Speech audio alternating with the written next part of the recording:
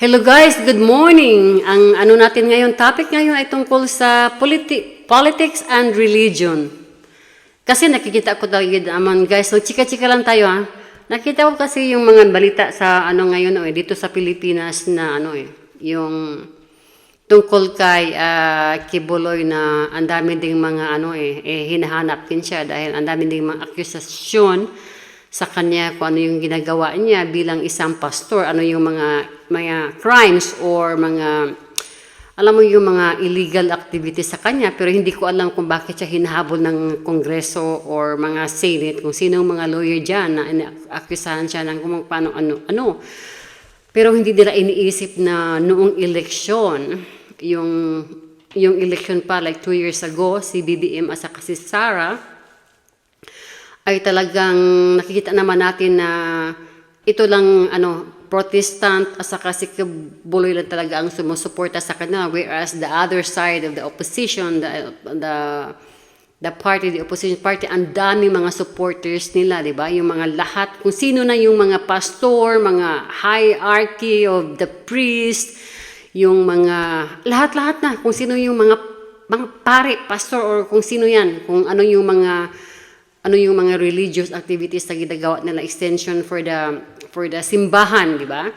Ang daming sumusuporta sa kanila, pero kung tutuusin mo lang guys, these people, working in God, like serving in God, like tayo ay nagsisimba din sa kanila. They think na si Kibuloy lang talaga ang gumagawa ng kalaguhan, whereas there is more truth about from the other religious institution. Kaya guys, wag tayong magpapadala sa mga balita na klaseng ganitong mga propaganda dahil if you are like go with this type of politicians and also sa mainstream media, alam mo kung kung susunod ka sa kanila what they say, yung bang ginagawa kang puppet, alam mo kung susunod ka, it's a psychological, sa'yo, masisiraan ka talaga ng ulo. Kaya wag ka masyadong believe sa kanya. Kung ang advice ko lang sa atin or sa inyo na focus ka kay Kibuloy, okay? Tapos, titignan natin kung ano mangyari, kung lalabas ba siya talaga siya, kung harap ba siya talaga siya sa court, Kung ano yung mga accusations sa kanya, kung meron ba silang baseline na yung mga strong evidence na para siya na meron siyang mga illegal activities. Pero alam mo guys, pag magito kasi mga klaseng mga it's already understood in the very beginning, election pa lang na talaga.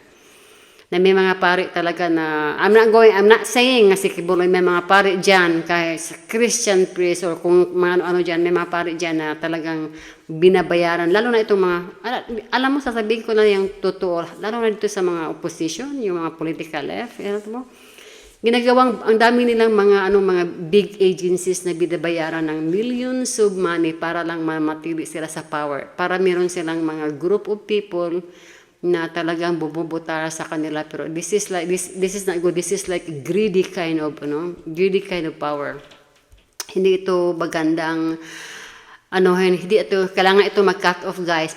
Pero alam mo kung sinong mag-cut off nito, yung ganitong klaseng power ay talaga tayo lang. So tayo lang mga tao, tayo lang mga voters. Pero for now, I am with Kibuloy. Kailangan nating suportahan din sila. Hindi tayo basta-basta maniwala sa mainstream media kung ano yung mga akusasyon nila kay Kibuloy. Pero isipin natin na ang daming mga religious servers na talagang very political involved sila.